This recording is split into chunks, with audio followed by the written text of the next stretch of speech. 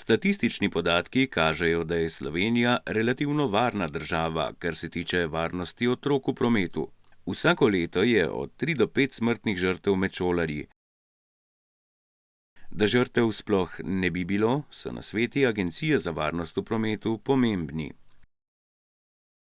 Je pa res, da je zelo pomembno tukaj odgovornost in pa vloga vsakega posameznika, zato res nagovarjamo prav vsakega starša, da mora poskrbeti za varnost svojega otroka. Vpleteni so različni akterji, različne organizacije. Vendar je pomembno, da se ta prometna vzgoja in aktivnosti za večjo varnost otrok izvajajo ali pa nekako nadaljujejo tudi skozi celotno šolsko leto, tako da ne smejo nekako zamreti samo po tistih prvih 14 dneh. V okviru akcije Začetek šole je agencija Smernica pripravila kot koristen pripomoček šolam in občinam pri urejanju varnih šolskih poti.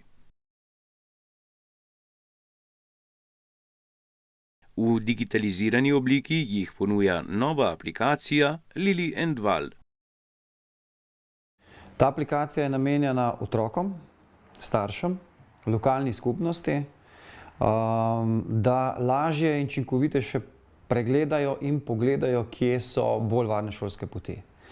Torej, mi smo z aplikacijo omogočali digitalizacijo varnih šolskih poti. V tem pregledu, ki temelji na strokovnem pregledu, pa seveda ugotavljamo, kje so te točke, kjer so prehodi za otroke bolj varni, šolske poti bolj varne. Aplikacija je brezplačna, naložimo si jo na App Storeu in Google Play. Deluje v vseh operacijskih sistemih. Na uporabniku prijazen in preprost način želi približati šolske poti z možnostjo vnaprejšnjega ogleda in načrtovanja. Opozori tudi na nevarna mesta na šolskih poteh. Zaenkrat so k projektu pristopile občina Ig, Brezovica. V letošnjem letu računamo, da bomo lahko vnesli v aplikacijo nekje tam do 30-40 občin, ker je namenjene tudi temu, da otroci, ki uporabljajo aplikacijo, razmišljajo, kako bi lahko naredili, ustvarili, izumili nove prometne rešitve, za katere mi še ne vemo.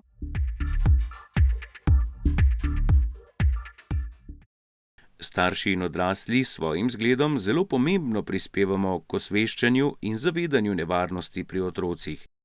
Tako da ni pomembno le, kaj rečemo in zahtevamo od otroka, ampak tudi, kako se sami vedemo v prometu. Pravilno pripet varnostni pas, varno prečkanje ceste pri zeleni luči, hoja po pločniku naj postanejo del našega vsakdana. Včasih pozabljamo, da otroci niso pomanjšani odrasli in da v prometu delujejo veliko bolj pod vplivom čustev, veliko bolj impulzivno, včasih veliko bolj nepredvidljivo kot odrasli.